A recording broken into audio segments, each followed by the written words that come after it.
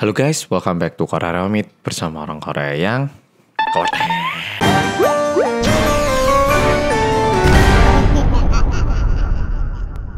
Oke polo-polo, di antara penonton channelku, aku yakin ada yang belum menikah, tapi juga pastinya ada yang sudah menikah. Dan mungkin di antara polo-polo ada aja yang baru menikah akhir-akhir ini.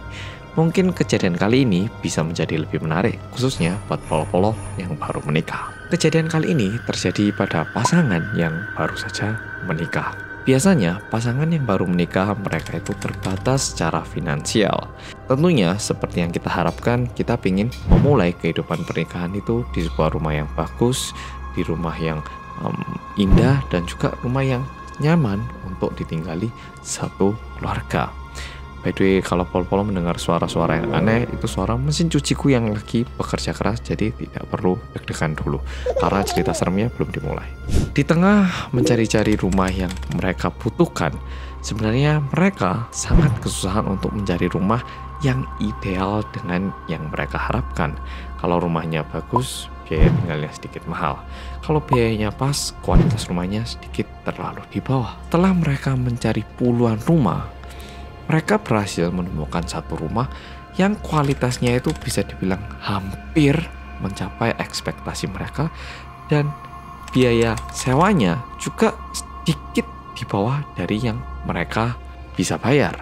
Pertama, pasangan itu menganggap sedikit aneh, tetapi pemilik rumah adalah orang terakhir yang meninggali rumah itu yang membuat mereka yakin untuk tinggal di rumah itu. Kalau misalnya rumah itu cuma disewa kepada orang-orang yang cuma tinggal di situ, alias yang punya rumah itu nggak pernah tinggal di situ, mungkin kalau ada kerusakan ataupun kalau pernah terjadi hal-hal yang aneh, pemilik rumah mungkin nggak mau tahu.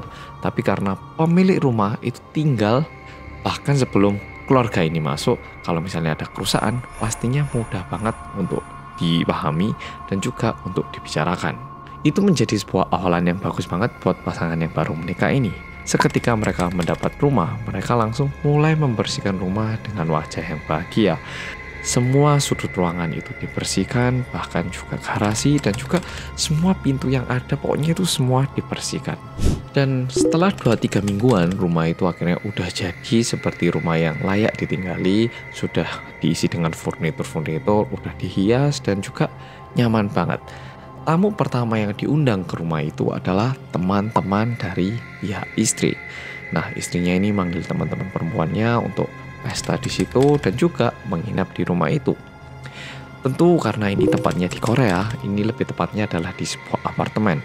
Jadi rumahnya ini bukan seperti yang di Indonesia, tapi rumah apartemen, oke? Jadi di sebuah apartemen, kamarnya tidak banyak. Ada satu kamar tidur, ada kamar dressing yang isinya baju dan juga ada ruang tengah dan ruang makan.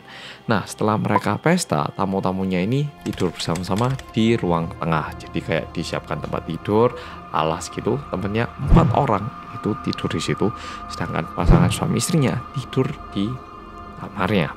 Karena udah selesai pesta, semuanya senang-senang. Tapi karena udah malam, semuanya bilang ya udah, ya selamat malam ya, tidur. Yuk, biar nggak terlalu capek kita tidur yuk. Gitu. Dan mereka semuanya tidur. Mungkin sekitar 2-3 jam setelah itu, tiba-tiba pasangan suami istri ini mendengar suara yang kayak agak aneh dari ruang tengah. Jadi mereka bangun dan keluar dari kamar. Ada apa ini? Kok kayaknya ada suara gitu. 4 teman istrinya yang tadi tidur itu semua terbangun dan tiba-tiba mereka bilang, aku kayaknya harus pulang deh gitu. Tapi waktu itu jam menunjukkan sekitar subuh, jam 3 subuh gitu, sehingga aneh banget kalau tiba-tiba dia ini mau pulang. Akhirnya yang punya rumah itu tanya, ada apa kamu? Kok kayaknya ketakutan? Apakah ada sebuah kejadian atau kenapa? Pertamanya teman-teman istrinya ini kayak tidak mau memberitahu apa yang terjadi. Tapi setelah ditanya berulang kali, akhirnya mereka memutuskan untuk menceritakan apa yang terjadi. Ternyata 3 di antara 4 orang ini mimpi, dan mimpinya itu cukup mirip. Bukan sebuah mimpi yang mirip persis, tapi sedikit nyambung. Orang pertama atau teman pertamanya ini mimpi dia itu lagi tidur di ruang tengah, tiba-tiba ada sesuatu yang jatuh set gitu Dan saat dia ke balkon, ternyata ada orang yang jatuh. Mayatnya ini udah dikerumuni oleh warga sekitar. Dan itu membuat dia tidak nyaman dan terbangun. Sedangkan temannya yang kedua, dia itu lagi tidur dan mendengar ada suara ketukan pintu. Dan waktu pintunya dibuka, ternyata tidak ada siapa-siapa. Dan saat dia terbangun, dia menyadari kalau itu adalah hanya sebuah mimpi. Sedangkan teman yang ketiga, dia itu mendengar sebuah suara di balkoni, sehingga dia itu juga pergi ke balkoni. Tapi ternyata tidak ada siapa-siapa. Dan saat dia mau balik ke ruang tengah lagi, dia itu melihat di balkoni itu ada sebuah tangan yang terlihat seperti ini loh, menggandoli di pagarnya balkoni gitu. Dan saat orangnya ini noleh, mungkin orangnya yang gandol di situ udah kecapean atau gimana, akhirnya melepaskan tangannya dan jatuh hingga meninggal di tempat itu. Sedangkan temannya yang keempat itu tidak mimpi apa-apa. Keanehannya adalah 3 orang ini semuanya mimpi di tempat yang sama, yaitu di rumah itu. Namun sebagai pemilik rumah yang undang-undang merasa tidak nyaman untuk menyuruh mereka pulang begitu aja. Akhirnya disajikan makanan ringan dan diantarkan satu demi satu. Setelah kejadian ini, si istri mulai ketakutan, kayak, yang jangan-jangan rumah ini ada hantu atau apa sih? Ini harga rumahnya kan juga murah, jangan-jangan ini rumah ada hantunya tak?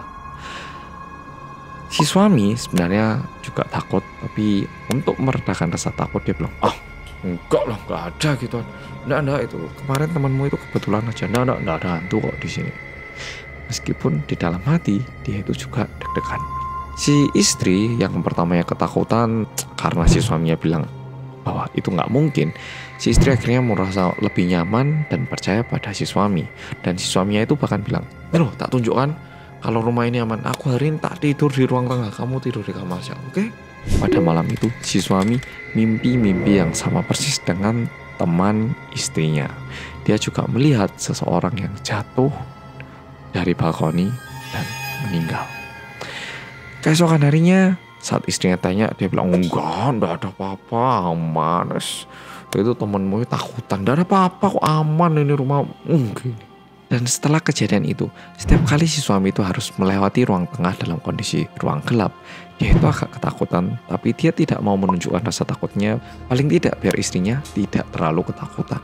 Dan pada weekend minggu itu, seperti biasanya pasangan suami istri ini memutuskan untuk membersihkan rumah itu. Dan yang istri ini membersihkan bagian dapur, yang suami ini membersihkan kayak sela-sela ruangan. Dan di apartemen itu juga ada satu ruang penyimpanan. Nah, si suami lagi membersihkan di situ, dan ternyata ada satu kayak sudut lagi yang nggak sempet dia lihat waktu mereka pertama kali masuk ke apartemen itu. Dan waktu suami ini mau membersihkan, dia menyadari di situ ada sebuah kertas berwarna kuning dan ada tulisan merah. Kalau ngerti lah. Si suami sejujurnya kaget banget melihat jimat itu, tapi karena dia nggak mau istrinya ketakutan, dia bilang ke dirinya sendiri, oke, jangan kaget, ini bukan apa-apa, kita buang cepatnya biar istriku nggak lihat. Dan saat suaminya ini pelan-pelan mau melepas jimat yang ditempelkan di tembok itu, tiba-tiba istrinya datang dan suaminya ini tertangkap basah saat mau membuang jimatnya diam-diam. Si istri tanya, itu apa? Suaminya bilang, oh ini kayaknya yang tinggal di rumah ini sebelumnya itu loh, pemilik rumahnya itu dulu ini kayaknya apa, anaknya itu mungkin nempel-nempel kertas atau apa ini, enggak tahu ini apa ini, kayaknya jimat palsu. Mereka cabut dan mereka buang. Itu menjadi sebuah awal kejadian yang tidak mereka harapkan. Setelah kejadian itu, si suami meskipun tidak tidur di ruang tengah, dia dan beserta istrinya selalu dihantui di setiap malam dengan kejadian yang sama, yaitu ada orang yang jatuh dari balkoni dan orang itu dikerumuni saat dia ditemukan meninggal di bawah. Karena kejadian ini berulang kali, akhirnya si suami memutuskan untuk menelepon pemilik rumah. Halo pak, saya yang tinggal di rumah ini, bapak tahu kan? Oh iya kenapa? Gini pak, sebenarnya beberapa hari yang lalu kita tuh nemu jimat pak di rumah ini. Tetapi si suami ini nggak mau bilang apa yang terjadi. Dia itu pengen kayak ngecek dulu gitu loh, reaksi dari pemilik rumah. Kita itu menemukan jimat, terus saya buang gitu. Ini jimat apa ya pak? pemilik rumah itu langsung tanya kayak gini. Loh, tapi bapak sama ibu tinggal di situ nggak apa-apa, nggak ada kejadian apa-apa? Yang nyewa ini langsung bilang, hah, kejadian apa pak? Emang ini jimat apa pak? Gitu. Dan orang yang nyewa ini akhirnya mulai tanya balik, pak, ini waktu kita nyewa nggak ada loh pak, ditunjukkan kalau ada jimat gini. Ini kok beda pak, ini nggak boleh loh kayak gini, ini nggak sesuai surat sewa kontrak ini pak, gitu. Akhirnya pemilik rumah bilang, ya pak, besok saya ke rumah bapak aja, jadi tunggu besok aja pak ya, mohon ditunggu. Keesokan harinya pemilik rumah itu datang dan menjelaskan apa yang terjadi. Jadi ternyata sebelum pemilik rumah ini membeli rumah itu, ada pemilik rumah sebelumnya yang tinggal di tempat itu, dan pemilik rumahnya ini meninggal saat membenahi antena yang diinstal di bagian balkoni. Jadi di bagian balkoni itu kan agak tinggi tiangnya. Nah dia itu kayak mau benahin, tapi mungkin karena dia jinnya terlalu tinggi, keseimbangan badannya ini melewati pagar pembatas sehingga dia ini terlempar ke bagian luar. Dan pertamanya dia itu tidak langsung jatuh, tapi dia itu berhasil mempertahankan dirinya dengan menahan pagar bagian luar. Tetapi berjalannya waktu, tidak ada orang yang menyadari, dan juga dia sendiri tidak tahu apa yang harus dia perbuat, dan juga tangannya kecapean. Dan akhirnya pemilik rumah sebelumnya ini jatuh meninggal dari balkoni. Dan setelah kejadian itu, pemilik rumah ini masuk ke rumah itu dan tinggal di rumah itu. Dan kejadian yang terjadi di penyewa rumah ini juga terjadi pada pemilik rumah. Dan dia pergi ke dukun, dan dukun yang menuliskan jimat itu. Dan dukunnya bilang, kamu tempel aja jimat ini di rumah kamu dan kamu tinggali 2 tahun aja. Aku yakin udah setelah itu aman. Tetapi setelah 2 tahun pun orang yang tinggal di rumah itu tetap aja dihantui dengan mimpi-mimpi buruk. Dan pasangan suami istri yang awalnya bahagia menemukan rumah ini keluar dari rumah itu dan bahkan membayar sanksi karena tidak memenuhi masa sewa kontrak. Dan akhirnya mereka harus mencari rumah baru lagi dan membayar lebih banyak biaya lagi. Oke pol-pol, jadi cerita kali ini sampai di sini. Kalau di antara pol-pol ada pasangan yang baru menikah, hati-hati saat mencari rumah, jangan cari yang terlalu murah.